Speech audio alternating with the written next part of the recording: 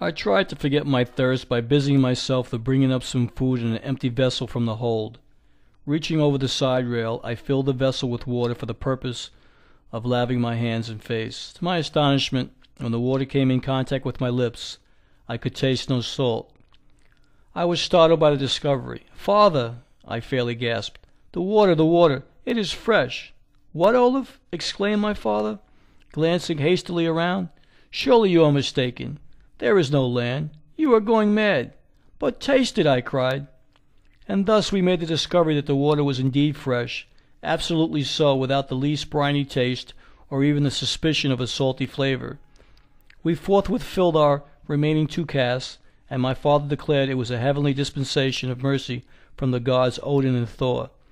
We were almost beside ourselves with joy, but hunger bade us end our forced fast. Now that we had found fresh water in the open sea, what might we not expect in this strange latitude where ships had never before sailed and the splash of an oar had never been heard? We had scarcely appeased our hunger when a breeze began filling the idle sails, and glancing at the compass we found the northern point pressing hard against the glass. In response to my surprise, my father said, "I have heard of this before. It is what they call the dipping of the needle."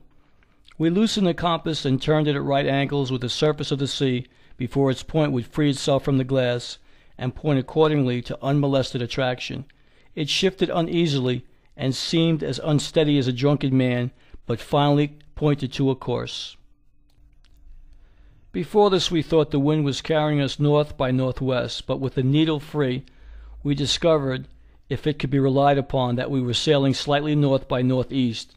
Our course, however, was ever tending northward. The sea was serenely smooth, with hardly a choppy wave, and the wind brisk and exhilarating.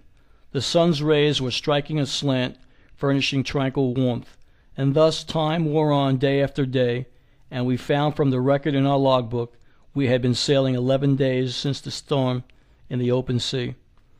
By strictest economy our food was holding out fairly well, but beginning to run low. In the meantime, one of our casks of water had been exhausted, and my father said, "We will fill it again," but to our dismay we found the water was now as salt as in the region of the Lofoten Islands off the coast of Norway. This necessitated our being extremely careful of the remaining cask. I found myself wanting to sleep much of the time, whether it was the effect of the exciting experience of sailing in unknown waters, or the relaxation from the awful excitement incident to our adventure in a storm at sea, or due to want of food, I could not say. I frequently lay down on the bunker of our little sloop and looked far up into the blue dome of the sky, and notwithstanding the sun was shining far away in the east, I always saw a single star overhead. For several days, when I looked for this star, it was always there directly above us. It was now, according to our reckoning, about the 1st of August. The sun was high in the heavens, and was so bright that I could no longer see the lone star that attracted my attention a few days earlier.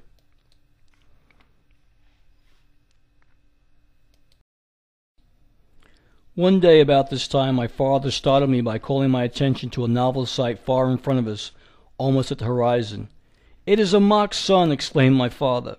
"I have read of them. It is called a reflection or mirage. It will soon pass away."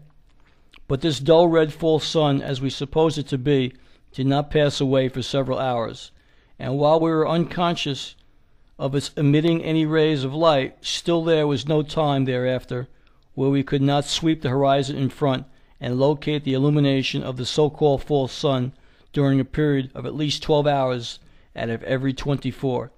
Clouds and mists would at times almost, but never entirely, hide its location. Gradually it seemed to climb higher in the horizon of the uncertain purple sky as we advanced.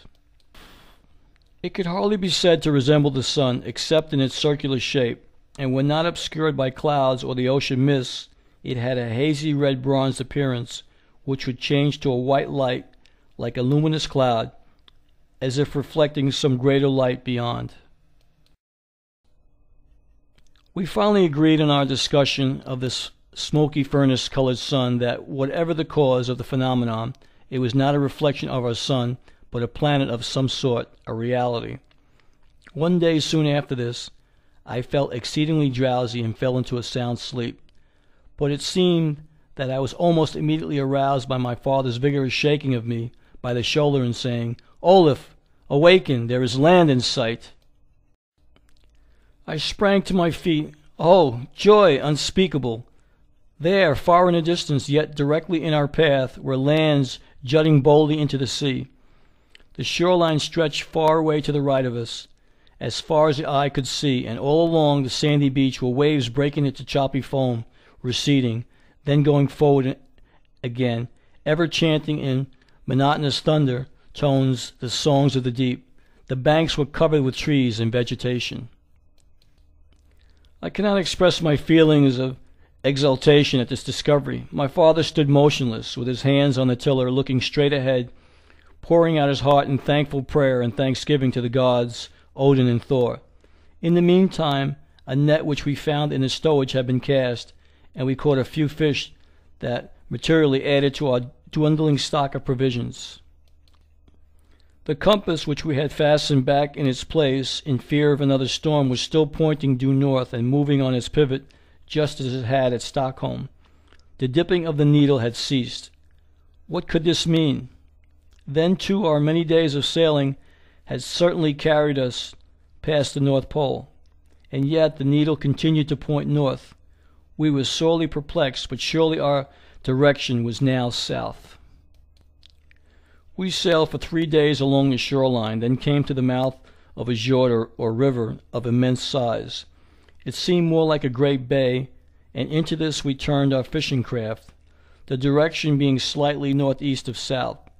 By the assistance of a fretful wind that came to our aid about 12 hours out of 24 hours, we continued to make our way inland into what afterward proved to be a mighty river, and which we learned was called by the inhabitants Hiddekel. We continued our journey for 10 days thereafter, and found we had fortunately attained a distance inland where ocean tides no longer affected the water, which had become fresh. Discovery came none too soon, for our remaining cask of water was well nigh exhausted. We lost no time in replenishing our casks, and continued to sail farther up the river, where the wind was favorable. Along the banks, great forests, miles in extent, could be seen stretching away on the shoreline. The trees were of enormous size.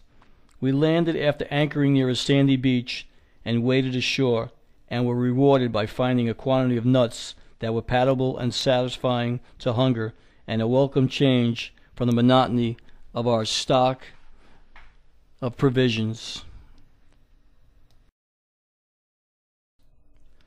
It was about the 1st of September, our 5 months we calculated since our leave-taking from Stockholm. Suddenly we were frightened almost out of our wits by hearing in the far distance the singing of people. Very soon thereafter we discovered a huge ship gliding down the river directly towards us. Those aboard were singing in one mighty chorus that, echoing from bank to bank, sounded like 1,000 voices, filling the whole universe with quivering melody. The accompaniment was played on stringed instruments not unlike our harps.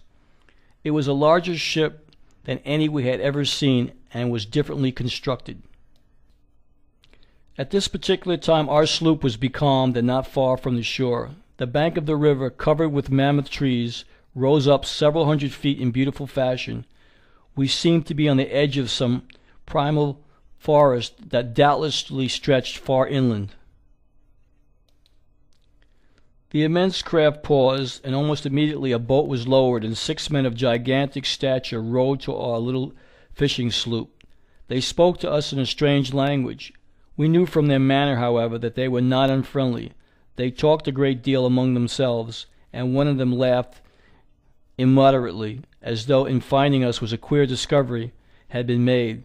One of them spied our compass, and it seemed to interest them more than any other part of our sloop. Finally the leader motioned as if to ask whether we were willing to leave our craft to go on board their ship. "What would you say, my son?" asked my father. "They cannot do any more than kill us." "They seem to be kindly disposed," I replied, "although what terrible giants! They must be the select 6 of the kingdom's crack regiment. Just look at their great size."